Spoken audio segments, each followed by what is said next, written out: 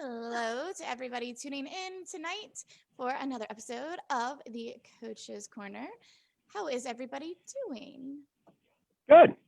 Nice to be back. Fabulous. It's good to have everyone here and our wonderful guest. I will let the introductions happen in just a moment. Few little words of housekeeping. As you're watching, feel free to ask questions. Just post them in the chat box. I'll keep an eye on them and pass them off. And hopefully we'll have time to get to everything. But ask, ask, ask. Do not be afraid to ask questions. That being said, I'm going to pass this off to your grace, Duke Brannos. Awesome. Well, welcome everybody back. I'd like to thank everybody for continuing to hang with us in the series.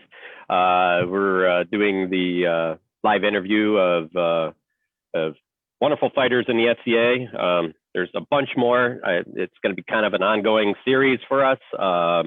It's a great chance for us to talk about training methods from a number of these people, and also where they kind of got, kind of built their career from, so that people have a good understanding of maybe the direction or that would help them. So today we have Count Steiner. He is originally from Antier, now in Ealdormere, and I have the pleasure of having him come down to practice. He drives probably 4 or 5 hours down to practice quite often, so they show you the dedication. So he'll come into from outside Toronto, just outside Toronto, to Detroit. So I look forward to talking to him because I haven't seen him for a bit, and we get a chance to talk here and there. But I actually really look forward to going through his videos, because I think everybody, I posted him up earlier today, and he has a background in media, and he does an incredible job with putting some training videos together on just individual pieces of fighting. And I look forward to even more from him in the future. But we have a couple other hosts with us, and then we'll pull in Count Steiner. Sean, you like to jump in?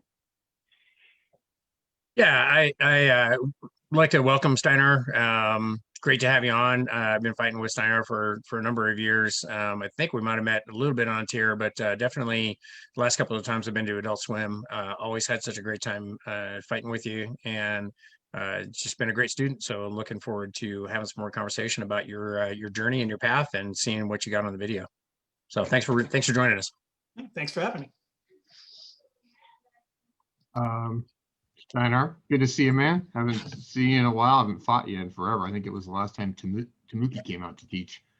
I still remember those fights. I've always enjoyed your technical aspect and bringing new things to the game. So I'm excited to see what you're doing. Thanks. It's great to see you. I'm like, it's always, it's like everybody in this are people that I enjoy fighting and respect a whole lot. So it's great to be here with you guys. Right on. Well, Brannos, your mic's on. All right, let's try this again with the mic on. You have a nice festive background there. So I guess I'm going to start out with the first easy question, and again, this is not going to be just answer question time. It's a dynamic talk. We're going to talk a lot of fighting, and just like we were for 15 minutes before we started, so it can go anywhere it needs to. But I'd like to start with, when did you start in the FCA? Where did you start? How did you look at, how did you get in? Did ANS get you, or, you drive by somebody hitting each other with sticks and you're like, I got to do that. So can you give us an idea of what got you in? Hey, oh, hold on. Yeah, here we go. Been fighting in the FCA for, I think, around 13 years or something. From the point where I started to where I got knighted was about 5 years. So I've been knighted for 7 or 8 years now. And a buddy of mine, Sir Magnus in Ontario, there's a small event called Clinton, which is about an hour, no, about 3-4 hours north of Vancouver. And it was my one event a year. I would go, I would fight in the war there. And it was a good, like, it kind of felt like the bog at Pennsic, really. And for a number of years, that was the only thing I did in the SCA. But I've always done some sort of level of martial arts. Like I've done karate and jiu-jitsu and a little bit of kendo. And I was doing Olympic fencing and rapier. And I ended up starting in the SCA really doing rapier. I did a few years of rapier. And then I had a falling out with someone that kind of just caused me to stop fighting rapier. And then Magnus convinced me that I should do a lot more heavy. So it was really great because he and I have fought kind of consistently since I started fighting. And he's always been the guy who's right at the same level of me. So he'd get a little bit better. So I'd have to get a little bit better. And it's been like that for 15 years. So yeah. Awesome. So Steiner, let me ask you, what would you consider to be your primary fighting philosophy of who you are as a fighter? Would you consider yourself more an offensively minded fighter, or defensively minded fighter? I mean, I know you started in Ontario and now you're fighting in Ealdormere. I'm sure that there's some of the style differences have influenced you there as well. So what would you say is your overall kind of general philosophy of who you are as a fighter? Just trying to think of like how to break it down, because when I started, I was definitely offense heavy. I would just throw combos and that would sort of be it. I think probably the best thing for my fighting had been moving to kind of Eastern Coast or like, more central, because Ontario, the style was great. I really love all those fights. But when I moved out here, primarily everyone was A-frame, and it shut down so much of my stock fighting that I had to adjust all my fighting to fight this new style. And it took about a year and a half. So now I think primarily I like playing range. I like doing fakes and feints. I really like, I think actually you had a bunch talking about sort of exposing yourself to what someone's going to throw without exposing yourself to being killed. So checking to see, are they a counter puncher? Are they offensive heavy? Or are they whatever? And so I try and really incorporate that into my style, where I don't want to overcommit. I want to be very diligent and patient about what I throw.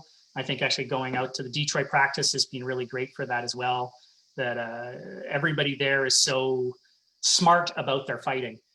And so, like, I like throwing lots of combos, but I don't think I would categorize myself as that. Well, I think when we were at Adult Swim last year, I think you and I talked about probing range and better decision-making process. And I know that was something that you were working on. It was, when we kind of talked about it, it was something that seemed to resonate with you pretty quickly there. But it's funny, you coming from Ontario going to Ealdormere, I've been saying for years that, East Coast fighting is different from West Coast fighting. And it's not that either is necessarily better, but they are different. And when somebody's like, how are they different? It's like, you just kind of have to experience it. And it sounds like that's kind of what happened for you. Yeah, one of the most interesting things I thought was that I went back. I try and go back every year to Ontario for Ursulmus, and there would be certain fighters that when I was in Ontario always caused me problems. Like, and I didn't know exactly why, but it was sort of like, whatever style it was didn't work for me. And then after playing in Detroit a bunch, I try and travel as much as I can to fight. I kind of like, oh, that's not really anything special. That's kind of a variant on an A-frame. And after spending like the time kind of learning how to fight against it, I went back and it was like, oh, I know exactly what to do now. And it became much less of a mystery. So I think that idea of like exposing yourself to as many styles as you could really makes a big difference. Same with like two-stick fighting. Like I think there's a handful of two-stick fighters in Ontario. And the first tournament I went into Ealdormere had 8 two-stick fighters and 5 sword and board. So I had to kind of dive in real quick to just figure out a way of not dying. But I think that's great, like I wanna lose to get better, right? Like I don't want to continuously beat people up. That's not any way to sort of improve. Yep, absolutely. So yeah, sorry. So I kind of call that the yardstick. You start with you got this yardstick and you're dead in the middle, right? And you can go either side a little bit and kind of still be, good and understand the shots coming at you. But as soon as you get deeper on the sides that, out farther, it's all of a sudden those are the things that kill you. So as soon as you start adding that, the amount you start knowing this amount, and then slowly you start knowing more and more. And pretty soon it's just little pieces of the yardstick on the end are mistakes that get you, right? And that's what that variety brings you, I think. And I think that's one of those really, really important things. It's hard for people to travel, but when you do get the opportunity, go fight people that are weird. Even if you don't like fighting them, it's even bigger reason to go fight them, right? It's interesting that like I used to, there would be fights where I kind of dreaded that fight simply because I didn't have a specific strategy or plan to fight against that person. And I'm like, I win, I lose, it doesn't really matter. But I generally have a very good plan when I'm going into my fight about what I want to do. Because I think I have enough exposure against different fight styles now to sort of make a good choice. I went to Gulf Wars, I think last year or the year before. And I got chosen for the champions fight there. And they sent somebody out that I had never, ever seen before. And it was really a great sort of workshop on what we were talking about, Sean, where I just spent the first 2-3 minutes of that fight being like, all right, I have no idea what you're going to throw.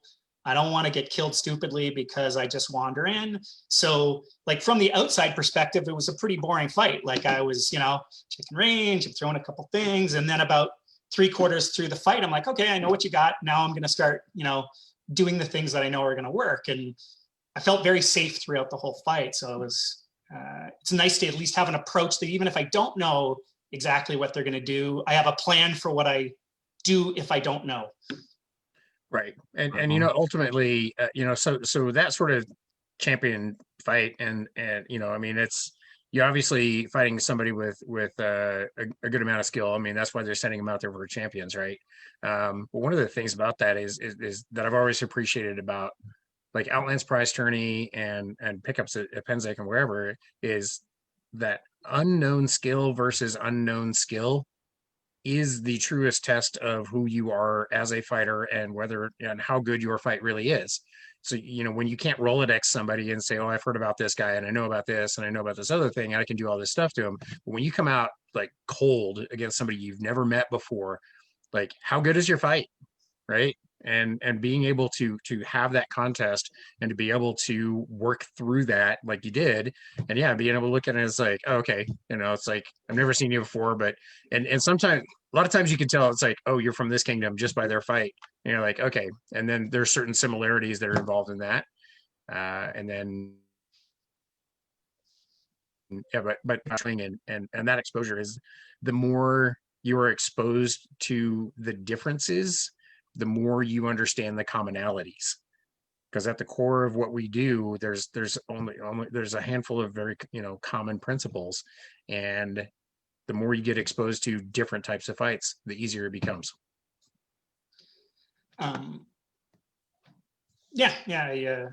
totally agree. And kind of on the flip side, I think there's something to be said for Rolodexing people on top of that, where it's like I think a number of people sort of up to a certain level of fighting don't understand that you can really categorize people. And it's like, okay, I know what you throw. I can have a plan for that. And I think it's a different skill that sort of gets underutilized by sort of mid-rank fighters and below. It's like, I remember training for some on-tier crowns. I'm like, okay, here's the top 10 people I think are going to be in the top 10. I'm going to watch those guys and really, even if I don't live near them, I should have a pretty good sense of what they're going to do. Right. All right. You've always, in my experience with fighting, which was what I love, is you're always technically sharp and clean. And that was always the challenge with fighting you is, okay, I got to make you believe something that you really don't want to believe and find a way to get you into a position to make a technical mistake, because otherwise you were always very crisp. And maybe looking at some of the training videos you've got now would be kind of a good look at how you're breaking that stuff down. Yeah, do we want to watch the first one? Sure. All right.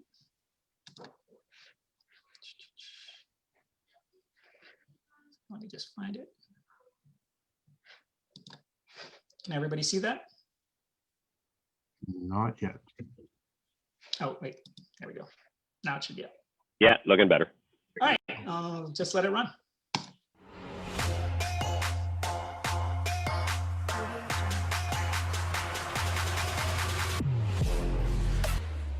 Hi, I'm Count Steinarr from Ealdormere, and this is my Intro to Flat Snaps class. This class is for new fighters that can really focus on the techniques of a flat snap and how to apply it to get power and accuracy.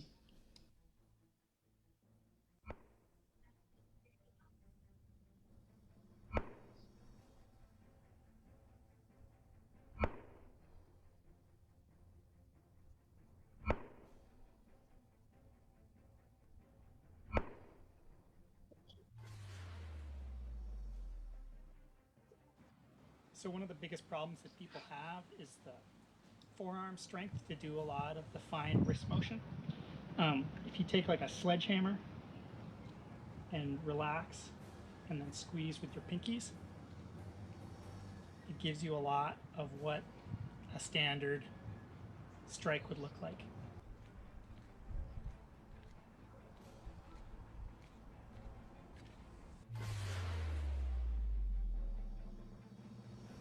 Okay, the point of this first drill is so you can just isolate only your wrist, so you're not using any power from your torso or your arm. It's really important here to just try and generate the power with your wrists and the squeeze of your fingers. This motion can be really tough when you first start trying it, but it takes time to build up forearm strength. Just keep at it and you'll have crisp flat snaps in no time.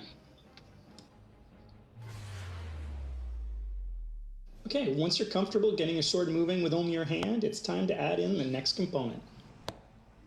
Roll your wrist back into the starting position, then pull your hand back to just in front of your shoulder. Squeeze your fingers like you did before and extend your hand to your finished position. It's really important that your hand follows a straight line from where it starts to where you'd like it to finish. You'll want the sword to end just across the opposite side of your face.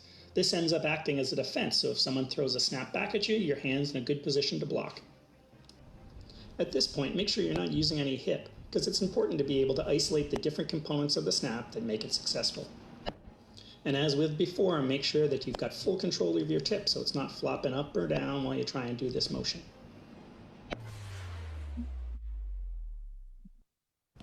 Now it's time to add the final component. When you start with the wrist, add the arm, add the waist, each component adds power, and you'll be able to feel it as you go through these drills. For the timing of this move, put the sword on your shoulder and twist back as far as you can. Then swing your hips forward, and there'll be a point where it feels like your hand wants to come off your shoulder. That's the point where you'd be extending your hand towards the target. So your torso twist gets your whole body into motion, and then your arm and your hand are power and targeting. Well, that's it for my Intro to Flat Snaps class. I hope you got something out of this, and I'll see you next time. I tell you what, man, you need to go into doing martial arts videos. They could use you anywhere. I thought your detail there was incredible. I really like that you break it down from beginning to end and give people a process to follow. You know, we tend to get into a habit of like, okay, you know, throw it this way, and we're looking for them to get that feel, and then we just keep adjusting them until it looks right to us, and try to explain it to them. But in this example, it's like, okay, we're going to start from this simple thing and build all the way until you know it's working right, and here's all the detail of it. Yeah, I like it a lot. I really like even the mini sledgehammer technique, because trying to explain to people how I close my hand on my sword, it was like perfect. And you're not breaking your wrist when you do that. You're in a nice punch when you finish that. I thought that was an awesome macro. It's using the pinkies and stuff to get the sword moving. And it's like, there's been a number of fighters around here where they've been fighting for years. They're decent at fighting, but they've never really kind of got that control of the wrist and the hand that sort of a lot of top end fighters have. And there was this one guy, I was like, just go grab a sledgehammer for a week, do like a minute of it a day, and it will change your fighting. And he came back and he was killing people with flat snaps the next week. Because it's like just getting used to that where how much control just comes from the hand is almost never talked about, that anybody anything that I've watched or any sort of explanation just isn't talked about. And it's such an easy thing. Like, people's torsos are generally plenty strong enough to do what you need. Your arms are plenty strong enough to do what you need. Most people's forearms need some workout. And it kind of goes like Sir Rustam and Antir talks a lot about tip and the arcs of tips and things like that. And he's a great example where his first shot doesn't come in super hard, but by the time he gets to his third or fourth shot, they're just bombs. And it's, he thinks about, hand and arm and wrist and tip, and it's all this sort of interconnected thing. And he's another guy who's not particularly big. So I think the SCA has a lot of 200, 300 pound guys who don't really need to think about technique very much, and they might try and teach somebody and be like, oh, you just swing your arm and that's going to be good enough. But if you're talking to a 150 pound guy or a small woman or whatever, that's technique isn't good enough. You need a little more. Yeah, and a lot of people don't realize that same thing that's happening in your hand from that the guiding fingers, which are your first two fingers, and your snapping fingers, which are your last two fingers. So you essentially collapse these. Is the same way we use the two-handed weapon. We don't use the front hand to power stuff in. I mean, there's times when you use it when you're in a grappling area or close quarter, but you're not using this to generate. You're using the backhand to generate the snap. The front hand is all the control, and that same thing's happening in one hand. So I think it was great that you bring exercise in here to really focus people on understanding how to do it better. Because I'm going to tell you, if you could stand in front of somebody, if you're a decent build, these big guys, they could stand, just pull those fingers, and usually deliver enough force to kill people. Oh, for sure. I had always sort of said that, any two of those parts is generally enough. Yep. Like if it's just arm and hand, it's, waist and fingers. And then, the bigger and stronger you get, the less you have to do. Yeah. But if you can use all of those parts, yeah, then, and then what you end up with is efficiency. You get more power for less work. Exactly. And one of the other things about closing the hand like that, from a pure physics perspective, even not, doing it the sledgehammer will definitely give you the forearm, develop the forearm strength. Because one of the things I tell people is I can teach you good mechanics, but I can't teach you to have a forearm the size of a ham, right? I can't teach you to be stronger, but that sledgehammer definitely works. But one of the other things you get from closing your hand is when you can do that right at the point of impact, that's the snap part of the flat snap, right? And by closing your hand at the point of impact, what you get is a rapid acceleration of the stick right at the point of impact. And force equals mass times acceleration. And so what you end up with by doing that and closing your hand right as you hit is you get more punch. You get more concussive power. And the thing that people feel in our sport is they feel punch, they don't feel push. That whole idea of is like, I hit this guy and knocked him back 3 feet and he didn't take it. Like, it's because he literally didn't feel it because his body was in motion. But that smack, that punch, that's what you get from that snap. By closing your hand right at the point of impact, you get that punch. Yeah, and it's a lot like the 1-inch punch, right? Yeah, I mean, right. it's Bruce Lee, right? And the idea that, your sword is, where your body and your sword is a bullwhip, right? And it's starting at the feet on the ground and it ends with the snap at the end. And it's like those interconnected joints that are firing in the right order at the right time, with that finger at the end to be the crack of the whip. And, if you ever used a whip, if you don't have that timing right, it just doesn't work at all. It's about those pieces working in the right sequence. And you have to have an anchor, and that's what squeezing the hand is, the start of that anchor to the rest of your body. So you have that gravity to hold all that power out on the tip and give it something to snap off of. And then I feel but go ahead. Yeah, so working off of that, once if I teach somebody good, the breakdown of the parts, you can start playing with each of those parts in a lot of different ways to end up with a lot of variety of different shots, right? there's only so many different ways to move a sword through the air, and it's a variant on each of those different parts. Like targeting with your hand, right? Like whether you relax your fingers a little bit, whether you squeeze it a little tighter, bringing your tip up and down, changing angles when you throw, is all just parts of those Exactly. pieces. Mm-hmm. Yeah. And this is also a lot of the reasons why, you know, the idea of, you know, death gripping your sword, you know, you're actually removing those abilities to break different angles and change that angle to fit the hole or the slot that's open. Yeah. So that's one of the big pieces on that. So Well, I'm glad you had that video like that. Some of your shots I find are really interesting that way. It's like you decide to hold off on something until you're a certain amount of way through the shot, so that your angle starts changing, like that breaking shot you do sort of between the sword and the shield. It's really about when you do that squeeze.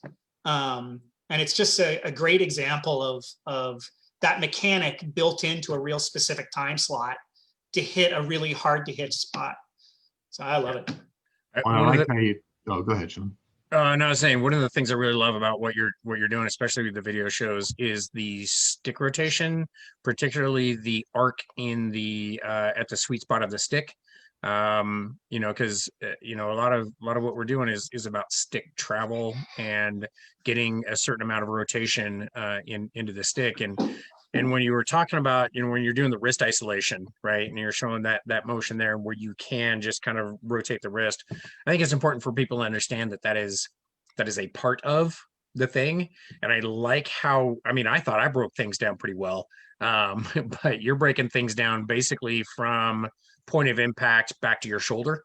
And I really like that you've identified these different parts of it that are in there. But I think people need to understand that it's part of the whole. Like you said, you have to be doing at least 2 of these things. But if you can do, I mean, I think you've identified like 5 different points from the point of impact to your shoulder, and you have to be doing at least 2 of these things.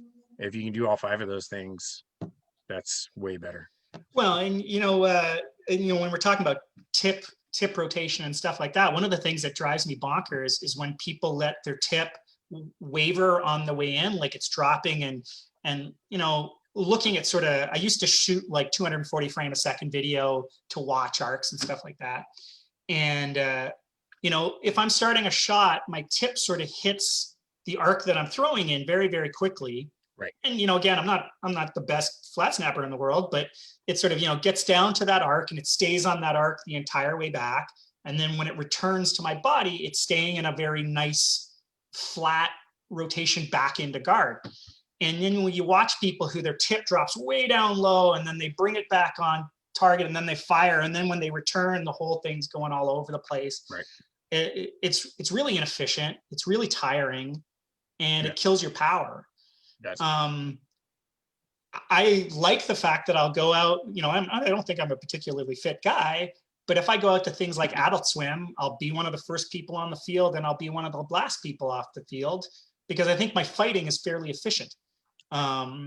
So it lets me stay on the field longer. I get more fights in, and I'm happier. So, Octa, you had something? I just also wanted to express what I like in the videos is you talking about people feeling what they're doing, taking the time to experience how it feels so you can recreate it. I also liked that a lot in the next video you have with the wraps. I think I've walked into Sean at a couple of Sport of Kings where we come out of the woods and we're both swinging our stick and feeling that fulcrum where it wants to flip because we've just made new swords and we're trying to learn how they want to behave so that we can figure out what's the cleanest way to throw it and then how we can cheat it, you know, as we're walking through this. So I think that that's a huge aspect. And I segueing into your next wrap. I was gonna say roll into the next video. Like how you talk about feeling things and experiencing your sword. So to give credit where credit is due, most of this stuff came from a class you gave, Sean, years ago that I took, which I thought you were the first person who ever explained wraps to me in a way that was recreatable without you being beside me. And I, like, you know, when I first started fighting, people are like, yeah, you just kind of throw like this. And that was their explanation of what a wrap was.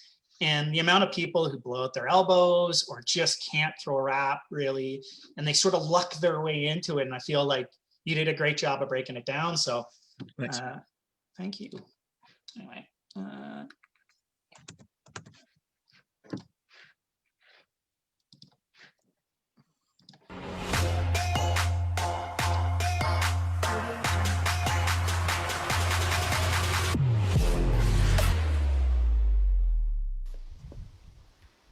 Hey again, it's Count Steiner. Today we're going to be talking about wraps. So in order to talk about this properly, we need a little bit of sword terminology. So on the sword, where the knuckle is, this is called the true edge, and the back is called the false edge. So when we do a wrap, we start cutting on the true edge and then end on the false edge. So keep this in mind when I'm talking. Okay, to start with, let's just try and figure out how a wrap is supposed to feel. If you put the sword on your shoulder and then just let it fall off in an arc, there'll be a point somewhere in that swing where your wrist wants to naturally roll over to the other side. That sounds familiar. You don't have to do anything special with your arm. Your hand naturally kind of figures out that this is where it should turn so it doesn't hurt its own wrist. It's easy to do when this is just falling off your shoulder because you don't have to worry about keeping your sword up or anything. Gravity does most of the work and your hand just takes over. So once you get that feel, you need to know that you don't need to raise your elbow or turn your wrist or do whatever to make it flip. It's going to happen if you relax your wrist. When dropping the sword off your shoulder and letting it roll down at the bottom starts to become comfortable, you can start thinking about raising your arm slightly each time you swing down. So eventually you end at sort of like a head height wrap level. I generally don't teach people how to wrap using this method, but for some people it's the only way they really understand how things turn and roll, and it's the only way they can get the shot to work.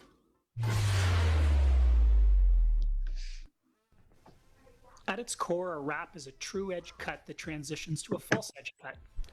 The trick is determining where the transition between the two states happen. When most people start learning wraps, they try to start the transition from true edge to false edge from the moment the shot begins. This is hard on the joints, easy to read, and kills your power. So you want to stay on that true edge for most of the shot and only transition near the end. To determine where that transition should start, place your hand on the pel in the position you want the wrap to finish. Then, without moving your hand, roll your wrist back in the direction you want the shot to come from. Visualize an imaginary target in the position of that goal. Now wind your arm back to the starting position like we did in the flat snap video. From there, you're going to want to initiate a wrap by throwing a snap at that target. All the power of a wrap is generated during the true edge portion of the wrap, and once you start the transition to false edge, it's basically ballistic and just finishes on its own. So when you throw a clean snap at that target and don't allow your hand to travel any closer to your target, your hand will have the time to roll into the wrap finish. Sometimes in practice, I like to use my shield arm to point my finger at the space in the air where my hand should finish. That way I can tell if I'm rotating past that point. Virtually every problem I fix with people doing this shot is that their hand moves too close to the pel. So if you're landing flat on the side of the blade, really look at where you're ending with your hand. You can see in this that once my hand starts rolling, it's basically glued in place. You can throw this shot slow, you don't have to be at full speed. But once you've got the hang of it, know that the harder you throw that snap portion of the shot, the harder the wrap will finish. It's really important that the tip travels in a smooth arc from the start position to the end position. The angle of the blade on impact determines where the path of that arc should be. So when things start getting more interesting in a wrap, it's about changing the angles that they come in on. So say I want to do a wrap that comes from up top and ends up digging into the top of the shoulder. I need to figure out the arc that the sword needs to travel. So if I'm following it forward and backwards, this is going to bring it in to the shoulder. Now if I want to say throw a low shot that ends up high in the ribs, I can do the reverse. I tuck it up here, I turn it, and I bring it down because this is the path that it's going to travel on and end up in the ribs. Once you start figuring out the angle that the sword is coming in is going to determine how the wrap finishes, you can do some really interesting things. Like say I wanted to throw an offside wrap, I can figure out the path that the sword needs to travel in and end up in a wrap. Same with like a sky hook.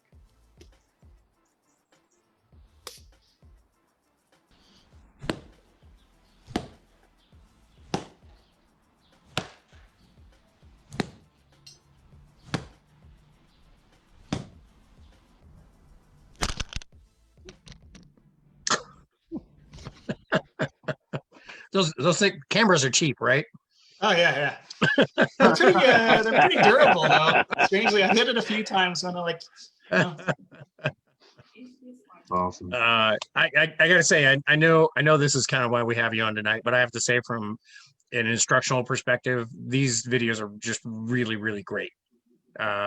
You are presenting this in ways that are digestible and relatable. And one of the things that we have to do as trainers is we always kind of have to work on the assumption that, like, we don't know what they don't know, and so we kind of have to work on the assumption that they don't know anything. And sometimes we have to teach from a perspective of, I'm teaching you like you don't know anything about this. And really, the really good students are going to learn like they don't know anything about it either. And so you do a really great job of kind of catering to the least common denominator, if you will. Those people that you're not talking to people like they're stupid, but you're also talking about them like they don't have this information. And this is some really, really great instructional video. So great job. Thanks. Thanks. And I feel that, like, even up to very high level of fighting, people can throw a lot of great shots and not really understand how the shots work. It's like great pool players who can't teach how to play pool, and I think the more that you understand it, the more you can tweak bits of it that make sense for you. And I am surprised at how many people I know who are, Duke level fighters, and you said, well, how did you do that shot? And they're like, I don't know, I threw it. And it's hard to imagine that they could tweak their style a whole lot if they don't know how they're doing the things they're doing. They're just naturally gifted in some way, or they've just learned by, fighting as many people as they could. Well, and what's the point if you can't pass it on? Yeah. One, I can't see how you get better if you don't know what you're doing, right? Other than, like, there's an easy way to get better and there's a hard way to get better, right? And being able to analyze what you do and see the deficiencies in what you do is the quickest way to get there. Well, it's like what we talked about in that learning episode, that final part of creating things. Well, if you don't understand your own tools, it's a lot harder to create something that's unique to you. I always appreciated Sir Sagan, like one of Rifkin's workshops. We're talking about the 5 defensive things you can do right and the 5 offensive things you can do right. And when you lose a fight, it's because you did one thing wrong at least, and they did at least one thing right. And it really made a difference to me when I started watching videos of fights that I lost or fights that I won, and other people's fights, to be like, what was the mistake that someone made? It wasn't that he's, Duke Sean and he's just better than me. It's like, no, he did things that were right and I did things that were wrong. I can't change how Sean fights. I can change how I fight. Right. So, closing, like, it's why I love going to Detroit, right? I think I'm doing pretty well. I feel like I'm fighting well, and then you guys beat me down and I go home and I spend some weeks thinking about it. Yeah, you just hit on something that I talk about all the time, is that you can't make somebody else a worse fighter. You can only make you a better fighter, right? There's a book called Zen in the Martial Arts by Joe Hyam, who would work with Bruce Lee back in the 70s, and he talks about your line of your fight, where he had asked his instructors, like, how do I beat this guy or whatever, and it's this concept of, you can't make somebody else's line shorter, you can only make your line longer, right? You can only make you a better fighter. And looking at video for the purpose of trying to gain advantage over an opponent, to me, has always just been counterproductive. You can look at what they're doing and say, how can I implement that, or how can I add that to what I'm doing? But the idea that I'm gonna scope out some videos so I can beat this guy in the tournament, that just always has been short-sighted to me. Yeah, it's like going somewhere and saying, hey, I'm here for the next 2 months to win crown.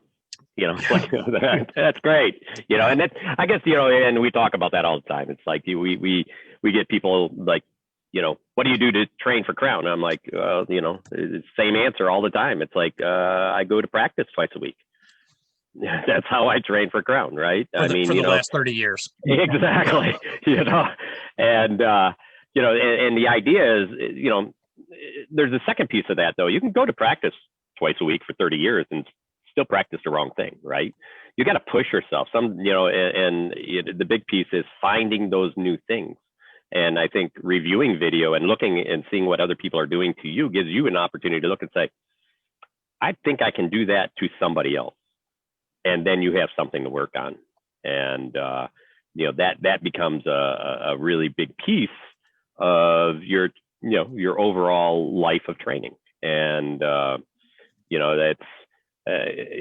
you should always be a student. I mean, that's what it really comes down to. And I think if you look at all of the guys we've talked to, every one of them is still a student.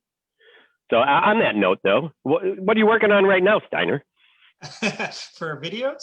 No, for being that student. Is there stuff? I mean, you could be working on anything from, hey, I'm going to get more physical. I'm going to get more endurance. I'm going to get better feet. I'm going to, that kind of thing. Wait, I think we've talked about Vomachenko, a boxer, and like he does such fantastic things with movement and blinding and repositioning himself on punches. And I really have enjoyed that. And like, I haven't been able to fight for, close to a year now, which is killing me. Like there's nobody nearby. So I have a VR boxing game that we've talked about, which is really fantastic because it's not gamey at all, but it allows me to work on footwork because it's tracked in real space. It's not like I'm sitting down, I'm standing up. I've got a 15 by 15 area in my kitchen, and I can just box on it. And I've been spending a lot of times working on ducks and dodges and repositioning. Yep. So that's been my main thing right now, but I'm just kind of dying to swing some stick. No, I agree 100%. Now, I think it's been fun because I've been really, in the last number, I push the boxing thing all the time, right? I've been talking to Lomachenko when he fought his second fight here, actually his first fight when he lost. But, it's the amazing things he does is not because, I don't expect to be able to do what he does. What I expect is I look at how hard he works. He's one of the hardest working people in any sport, and you could see it. And I took a look, and I'm like, if I were to look back 20 years ago, and we're somewhere where my peak was, anyways, I would say I was in terrible shape. I was, not working very hard, other than going to practice and working hard. I had weighted gloves or weighted vests, or you put your helmet on, out for 4 hours, take your helmet off type of deal, right? So there's pushing that way, but now you get in, it's like, okay, I'm going to run these drills. I'm going to run 3-minute rounds. I'm going to constantly move and position people. I'm going to add these steps in while I'm doing that to see what the reactions are and try to learn and build from those things and develop that timing. It's just a whole different world, right? Yeah, it's actually just kind of going along that fighting off my toes, like being on the balls of my feet instead of flat-footed.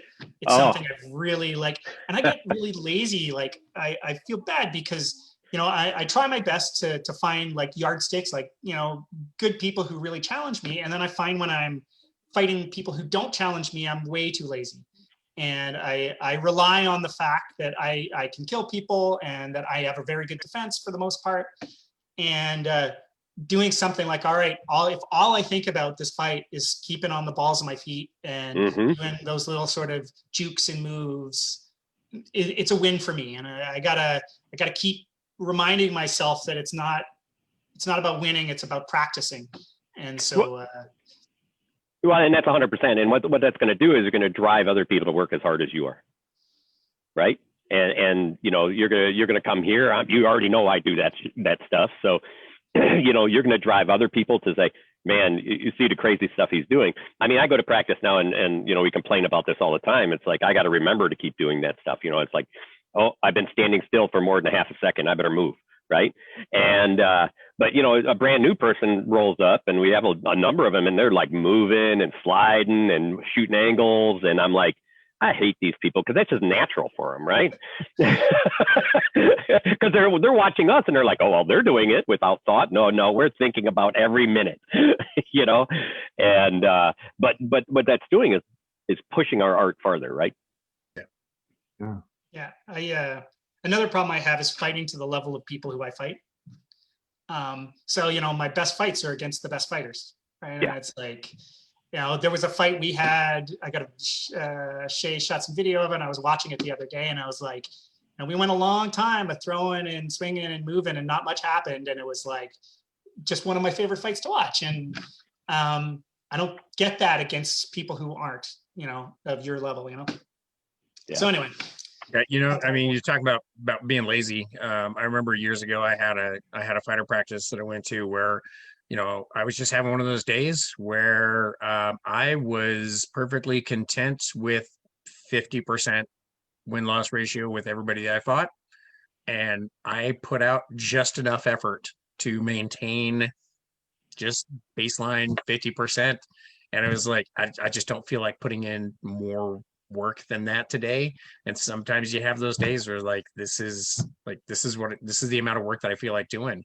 But kind of along what you're saying, because this is a question I get a lot. When you are clearly the best fighter in your area, or where you are in an area where you don't have people that are going to push you, what do you do? What are some of the techniques you use to kind of get the training that you need and get that mental stimulation, if you will, to get the parts of the fight that you need to exercise, while at the same time not destroying somebody who's just clearly not in your league? What are you doing for that? Yeah, and frustrating people where, if you do start just, even if you're not hurting them, but they just don't feel like they have a chance in the fight. Right. Like, there's people who just don't want to fight me sometimes. And I'm like, oh, okay, well, you're not going to hit me because I don't want to get hit. And, I don't know. I struggle with that. And it's why I travel as much as I can, right? Like I love Adult Swim for that. I love going to Detroit. Penzic's great. Ursulmus is great. When I'm fighting at a practice where I'm the best fighter, I have a hard time focusing on things to improve on. So I try and think about, footwork and jukes, but even like fakes. Like, I think it's interesting that like a fake against a top level fighter versus a fake against a newer fighter, newer fighters won't even see the fake sometimes. Yeah. They're just like, you do the little fake and they just stand there. And it's like, oh, okay. So now I got to make this really big fake so that you can see what I'm doing. We talked about that on Great Fighters of YouTube on Tuesday. Yeah. Look at what I'm doing. Yeah. I kind of like the idea of sort of picking spots where you want to hit people and be like, okay, and forcing people to move the way you want them to move. But again, it's a hard motivation. It's just something I struggle with. Well, yeah, I mean, me and Brannos and Octa are all at practices where we definitely have people that are going to push us, and so it's not as much of a problem for us, because I can work on a thing and I'll get the instant feedback, but it's kind of harder when you're kind of the big fish in a small pond. I think this is where a good coach comes in place, right? Yeah. Right. This is somebody there to motivate you, and for me, I've been lucky. I'm working on something. I'm gonna work it even harder. I just won't throw the stick, right? Right. And then I'll find the points with this other person. If I see them getting a little dejected, I'll tone her down for a little bit, work them a little, give them some opportunity, and then I'll go back into working really hard and doing exactly what you talked about, Steiner, is putting it in position, seeing if certain techniques, these are the places to build those new techniques and see how they how they work out. And so for me, that's I find that, but you're 100% right. I think this is where, and again, this is where the idea of a coach, it doesn't have to be somebody better than you. A coach has to be somebody that knows you. They have to be able to look and say, hey, Sean, are you going to start fighting today, or are you just going to go out there and do 50% all day? Right? Yep. Yeah. You know, and that's where, you know, somebody calls you out, and then you're like, okay, I hate him, but he's right. I mean, Oh yeah. It's You know, changing your victory conditions too, right? At a practice, if you've got people that aren't maybe pushing you, you can find ways to push yourself. You can stop throwing all the blows and start maneuvering and make them. I play a game with some folks when I don't feel like they're giving me everything, especially kind of the mid-range or lower fighters, is I say, okay, you are invulnerable. You can't die. You don't get to leave until I'm dead. And then that gets them motivated, and you can throw a little extra speed, and you can start doing tempo shifts and footwork shifts till you let them know that they've just been hit without hitting them with the stick, and know that they got to get moving. And some different games you can play to challenge your own brain at that point in time, as opposed to throwing that perfect stick between that 1-inch gap in some high-level fighter's defense. Yeah, Brannos, I actually like what you're just saying about, you know, you do all this stuff and then not throw the shot. Yeah. You know, there's definitely a caliber of fight where you can do that, and you can, you know, not brutalize, not break your toys, not brutalize your opponents. Yeah, we can do all this stuff, move around, and like, yep, I got that. I don't have to throw the shot. I know I have that. I know that it's totally there. I know that I manipulated the situation. I put myself in a position where I could do that. I don't need to crush somebody to know that what I did was valid technique. So I really like that. Yeah, and I gotta tell you, Steiner's been to enough practice. He sees me and Rongwald. There's times where we look at each other, we're like, "That's yours." We didn't even get hit or anything. We just were like, "Man, did I step in it, man?" I don't need to be hit to know that I was bested. Exactly. One of my favorite memories of fighting is I was fighting Magnus, and I did some sort of like double juke or something, and he got super out of position. And then he just started laughing and kind of fell over, because he was like, he knew that he was just going to get passed. And it's like, he's done the same to me, but it's just like, once you bit on the fake twice and now you're so far out of position, it's like, it feels very satisfying. Yeah, not to the guy doing it. You know, I didn't throw the shot, so it was pretty funny. You know. Sounds like the first time I met Sean. Go ahead, Octa. That's the first time you. Just commenting, that's the first time I met Sean was a fight like that. Yeah. So, you know, talking about that. So when you started, who did you actually train under? I didn't really. So I had a pretty heavy martial arts background before I started.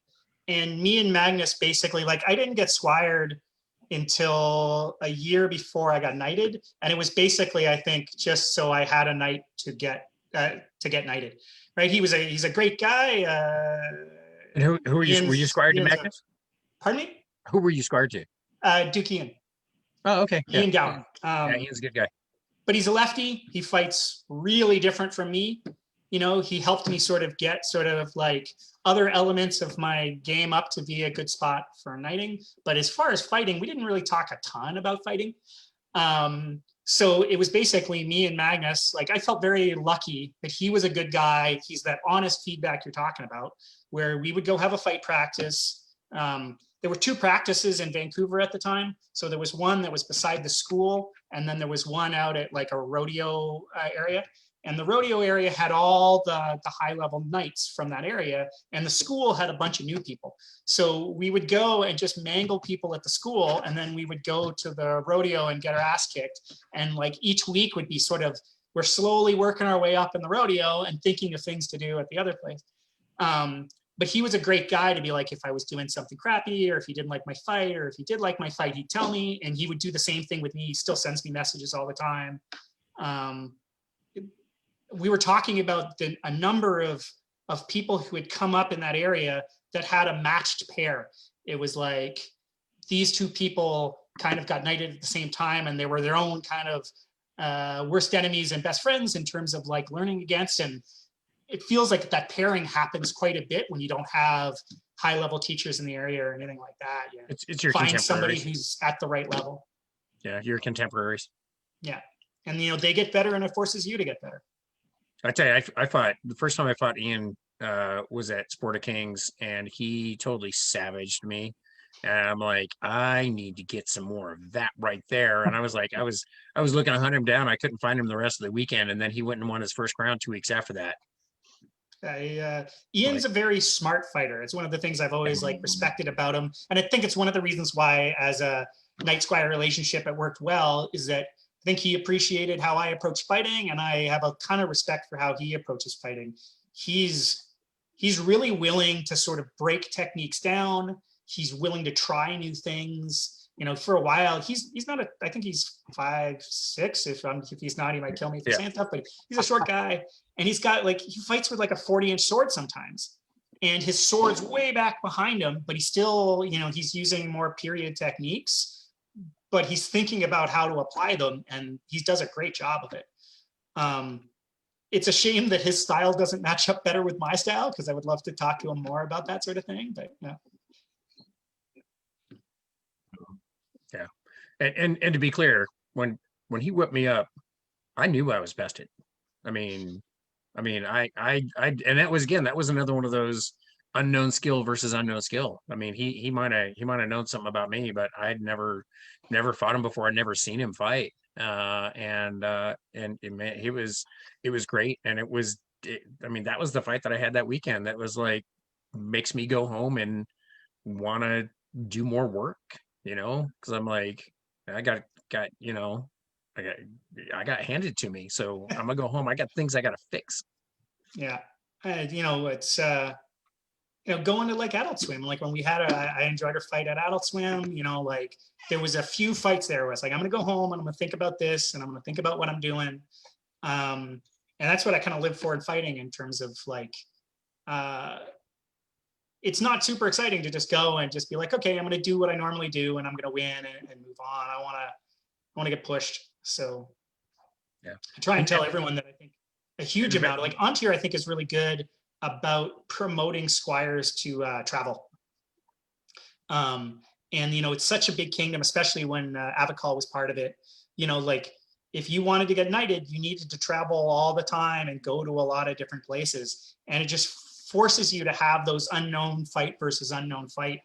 And in the smaller kingdoms where you can know everyone immediately, I kind of get frustrated where people don't travel. Like you know, in my area, there's probably 5 fighter practices within an hour and a half from where I live. Like there's lots. The amount of times I see anyone leave their fighter practice and go to another fighter practice is almost nil. Like it happens so infrequently. And they don't have people, to. Yeah, and then people complain that they don't get any better. Yeah. It's like, well, you have all this opportunity to fight everybody.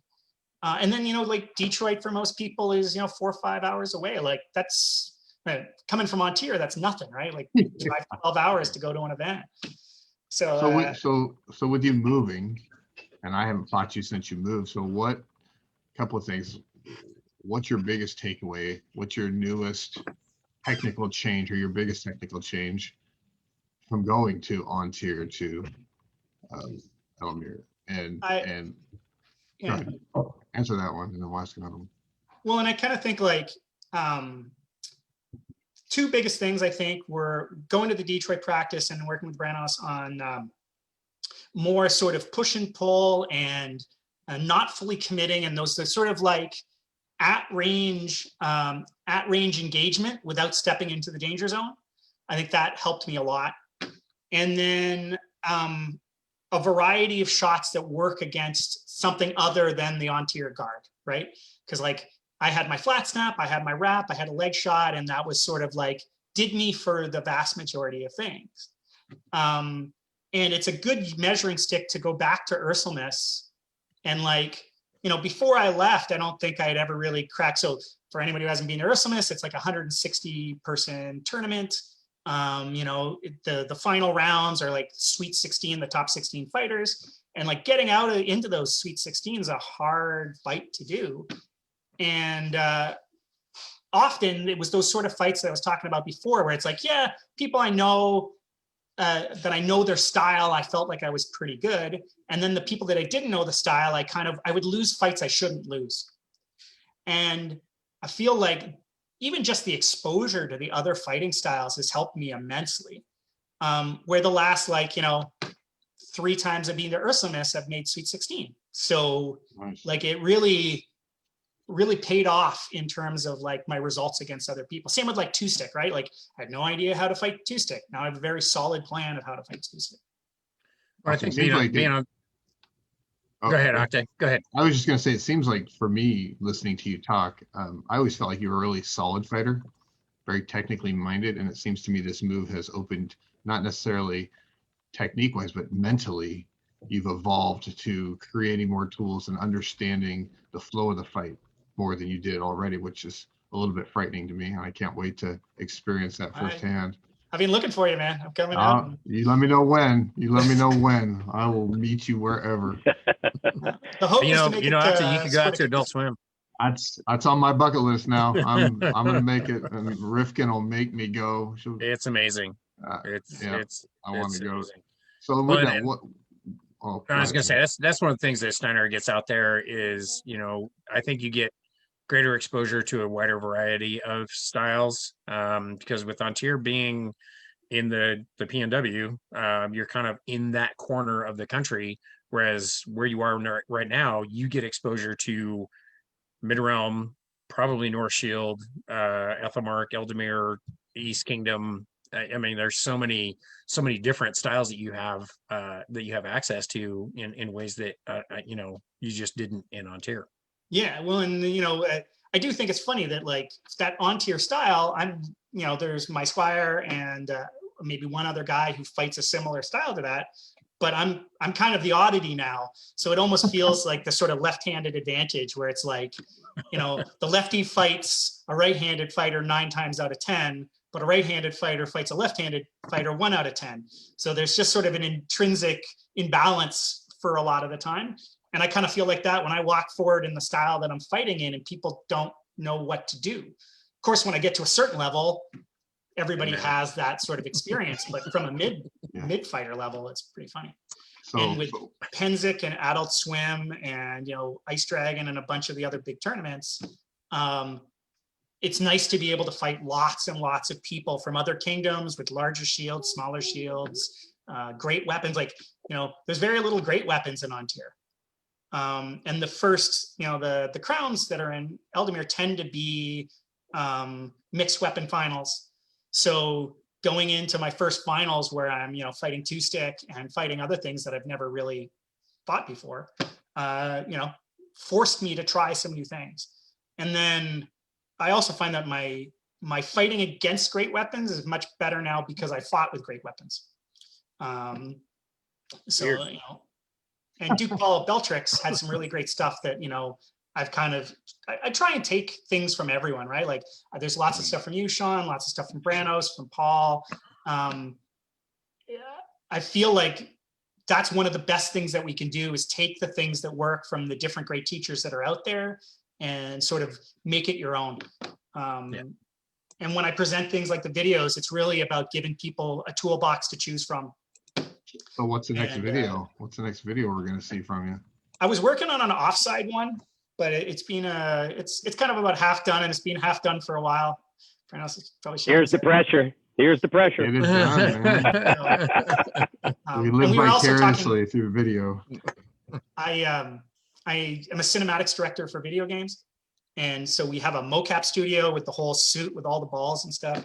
And I really actually want to get some motion capture of shot mechanics, because then you can spin it around, you can slow it down, you can mark every axis. It's like a dream of mine is to get like, Sean and Brannos and some other sort of like guys who are fantastic at their own particular things, get them in a suit and be like, let's shoot your 3 best things. I totally volunteer as tribute. I would totally do that. Are you kidding me? That would be huge. But you just got to make sure that that some of that video gets into Assassin's Creed. I did. Have you seen For Honor? I haven't played it. No. Vikings, knights, and samurai, and I did some of the cinematics for that, and we did like I worked with a stunt coordinator to do a bunch of that stuff, which was fun. Super cool. Nice. I think actually when quarantine opens up, I'm going to come down to Detroit and we're going to shoot some of your shots. Yeah, that'd be great. I know, and that's one of the big reasons I really wanted to get you, on one of the episodes. And I wanted people to see, your videos, because I think you set a new standard for what we should be looking at. And I tell you, and it really, I watch a lot of videos of other martial arts too, and those guys should open their eyes a little too, because I tell you, even for a lot of their stuff, you set a new standard. And I would hope that people take a look and start taking getting ideas from what you're doing. And I look forward to seeing what comes next, because I saw those and I'm like, geez, these are perfect. These are just beautiful educational videos. And so I was happy to be able to get you here so you could share it with everybody. Well, and part of my hope is that you got the people like one of my Squire brothers lives in Prince George, which is like 10, 11 hours north of Vancouver. And, he's trying to get knighted in the middle of nowhere. And there's nobody there to train, no one there to talk. And, the internet has opened up so much of that. And being able to have some good, solid foundation videos that people can look at and not necessarily have top level fighters in the area, but still be able to piece together things on their own, I think is something that we miss. Same with like defense, right? Like I feel like the SCA does a really horrible job of pushing people into the pain pit, and learn by pain aversion therapy I find is a really horrible way to keep people fighting. It is.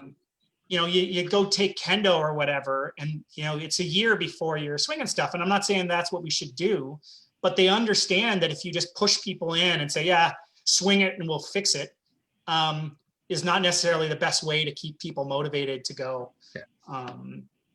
So like defense is probably another one that I really want to do, where we talk about, quadrant defense and sword blocks versus shield blocks versus whatever. Yeah, and Brannos and I have been both kind of independently trying to change the way that we teach our sport. And so being able to do this on the Coach's Corner and being able to kind of collaborate on this and it has been a lot of fun. And we're able to now to get this out to a lot of people that didn't have access to either of us, let alone both of us. And then adding in Ilyahu and Sagan and Octa and Thorfinn has been just really great to get some of the best minds in our sport to be able to, like, I just feel like by doing a Coach's Corner that like we have, it's been really, really great to like, you want to learn from some of the best fighters in the world, you can. And if you missed it, you can go back and look at the 34 other episodes that we've had so far. I find it so like, as much as the COVID sucked, it's amazing how much great video content and how much it's inspired people who love what we do to sort of want to continue sharing and continue growing and doing all that they can. So, watching all the like between two peers and all that sort of stuff where people are really embracing it and doing what they can. I hope that when everything kind of returns to normal, this doesn't just stop, right? Like we continue trying to have these discussions and learn from each other. And, I think Sir Avery does he does his video breakdowns, and I would love to do like a video breakdown show where we take a video of one fight and talk about the fight and the things that happened in it and what people see. I often find it interesting when two people watch the same video and come up with very different opinions of what happened in that fight, no matter how slow they break it down.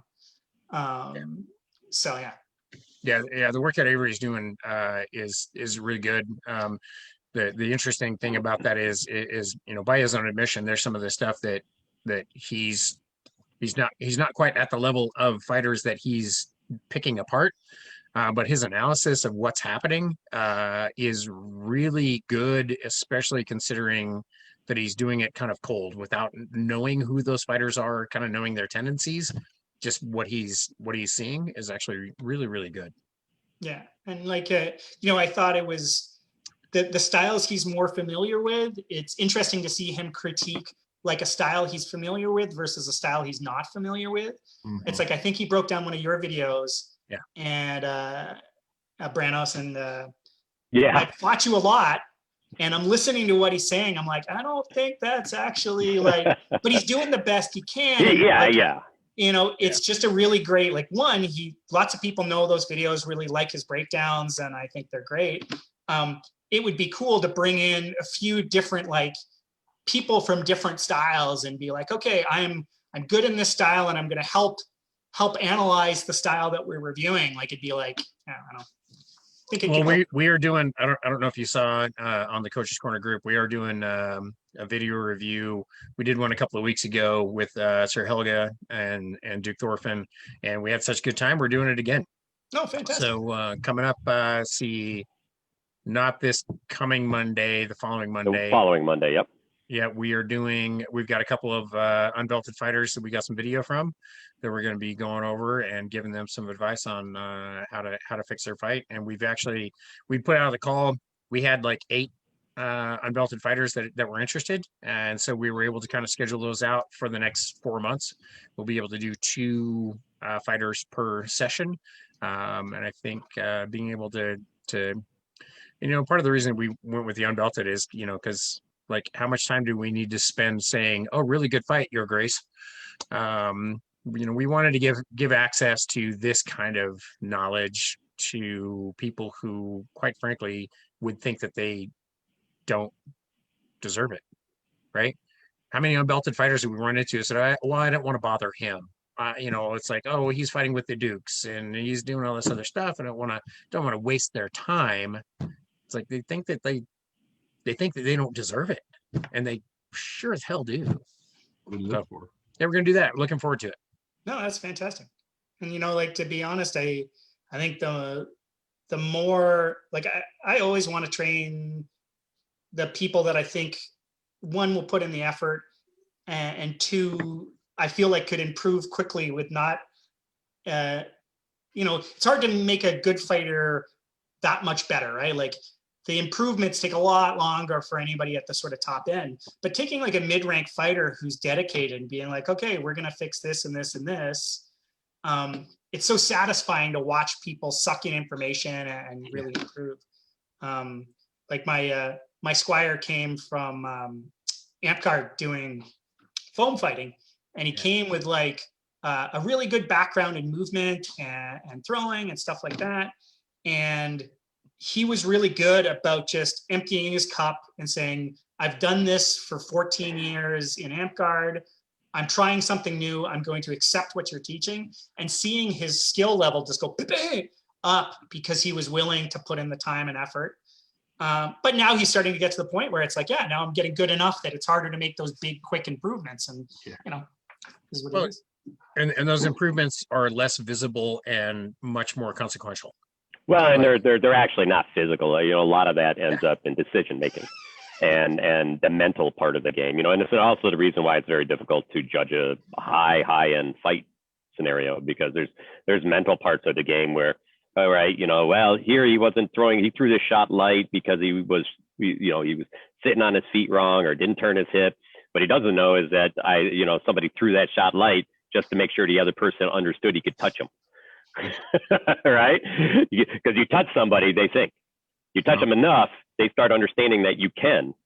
And it's once they understand you can, then you can actually add a safer, more disciplined shot to finalize the shot. Yeah. And but sometimes at the beginning, you just want to see if you could touch them with and pick up the block that they may be throwing after it. Or you just want to touch them a few times so that they're thinking, how did this guy touch me? And not thinking about, here's how I'm going to set up my next shot. Yeah. So that mental state of the game becomes a very difficult one, and especially in video. And it's much less obvious. Yeah. A lot of mental programming that happens. Probing and programming. Yep. Well, it's one of the reasons why, like, the instruction that I want to do is really fundamentals and teaching fundamentals well, because when you get up to that sort of level where we're talking about, hitting somebody just to, touching them so that they know they can be touched, like, it's not something you're really teaching a whole lot, right? Like, no. No, that you at that point you have to have the fundamentals. You ask anyone, right? It's like, you know, somebody came to me early off and said, you know, hey, fighting is 80% mental, and I'm like, whatever. But the part you miss is it has to be 80% physical at some point, where you know, right? And then you can let that go, and you can build the other part, and it does become building the fight. And so the idea here is you lay a good foundation, and then you're able to add all the little detail in at the end. And that's what you're doing with these videos, I think. It just kind of reminded me of something else where I remember when I first started fighting, it was all about going faster and throwing more volume. And the better I get, the less I want to throw. You know? And like the fact that I'll purposely slow myself down to sort of get, like, seeing people make a block and return to guard before your shot has landed is really satisfying. And it's a real misconception, I think, that mid-rank fighters have, is that you win by throwing lots of shots and fast shots. You can take speed away. I can ride out most people's flurries. That's not a problem, you know, but it's never going to be, it's pretty rare when you see top end guys get hit with a flat snap out of the gate. Like, it's very, very rare. And there's that feeling that, like, if I'm fighting a mid-rank fighter and, you know, I'm a mid-rank fighter and they're a mid-rank fighter, and I'm throwing a fast snap and killing them, that I'm winning. And it's like, well, that's going to stop working very, very shortly. You better have a lot more plan than just being fast or just throwing lots. Yep. Yeah. Well, we're running. Oh, go ahead.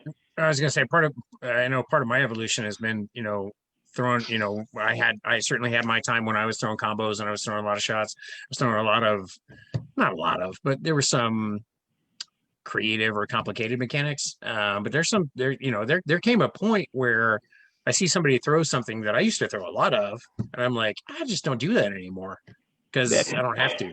You know? I totally get it.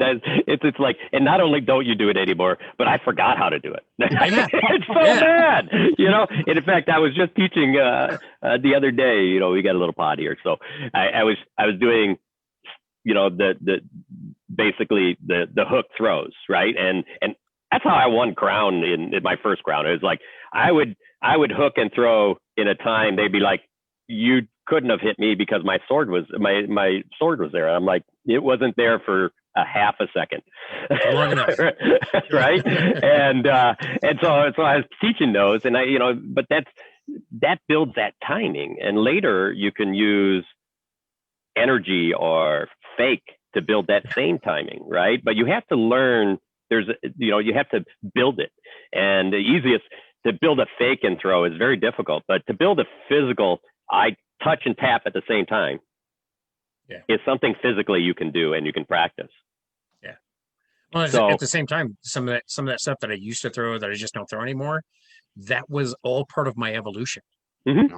Like, I needed to have that phase where I was doing these things so that I could kind of understand what works, what doesn't work, you know, and how much of I need. And eventually a lot of that stuff the more complicated shots that I used to throw just kind of faded.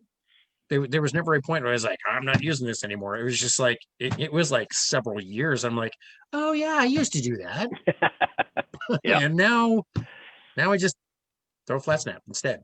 Totally. All right, guys. So we're probably about 9 minutes to the end of the hour here. Steiner, I mean, this hour and a half flew just because it's been a great conversation, and those videos were awesome, and I can't say enough. I'm very lucky that you come down and get a chance to play with you and your squire. There, you know, it's definitely makes our fight practice better as well. I'd look forward to when this is done and seeing you again. It's and I was happy we got a chance to talk here.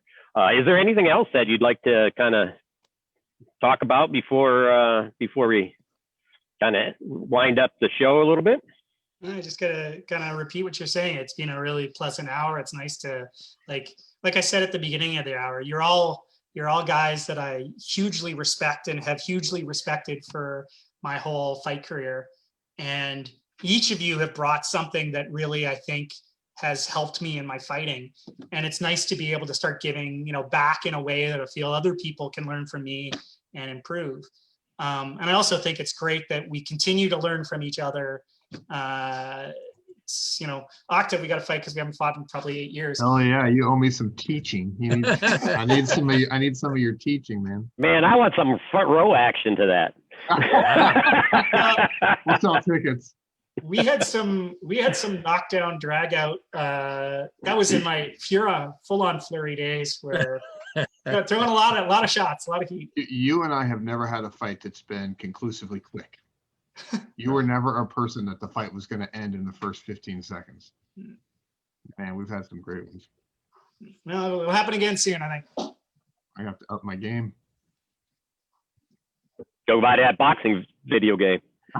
Man, Just remember, Steinarr probably made it.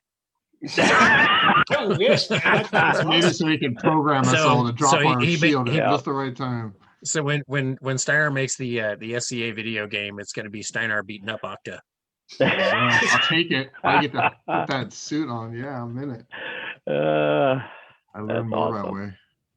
But your boss will have 8 arms, so it'll be okay. Yes. Well, thank you very much for coming on and doing the show. Hey, Sean, we obviously got Christmas next week, right? At the Christmas break next week. Yeah, we get a week off. We get a week off. How about that? After for the first time since April, but I would like to say I'm bummed about that, but man, this has just been so much fun over the last 8 months now. Yeah, definitely. It's been great. So I think you're Monday. Yeah, on the 28th. The 28th, we were doing video analysis with Helga. I think Octa, are you joining us for that one? Yeah, I think so.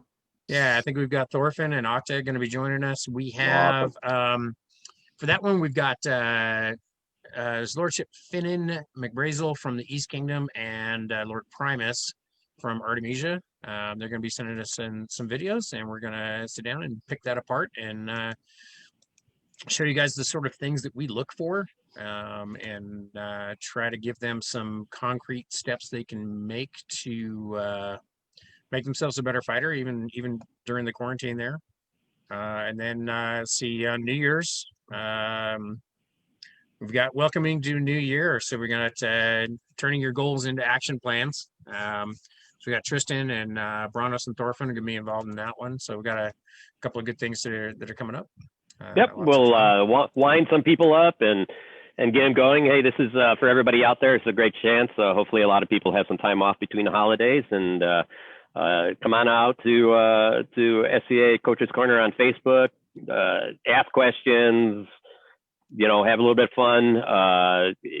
Go out to SCA Coaches Corner and YouTube and get a chance to catch up on a few episodes. And please remember, all the coaches here are, available to talk via chat, via email. We work with a lot of people. I know I review number of videos every week as best I can, or I apologize for not doing it because I owe 2 people some video review already. It's everything from just helping put in a training session together that's, maybe, hey, I'm alone, but what can I do? And building that up to, hey, what things should I watch? What books should I read? We're happy to help you. Everybody knows I don't read, so don't ask me about books. He'll buy the book, but he won't actually read it. And tomorrow I'm doing a video review with my squire over in Drachenwald. Looks like they've got a small opportunity to get some fights in, so awesome. I'll be doing some of that with some of the folks over there. So yeah, so come out, talk, chat. I wish everybody some great happy holidays, Merry Christmas, whatever thing that you celebrate. I hope it's a wonderful time for you and your family. Everybody stay safe. And of course, before we go, light at the yes, we definitely will. Remember, guys, light at the end of the tunnel. Start getting your stuff ready because we'll be fighting in Duke Sean's backyard soon.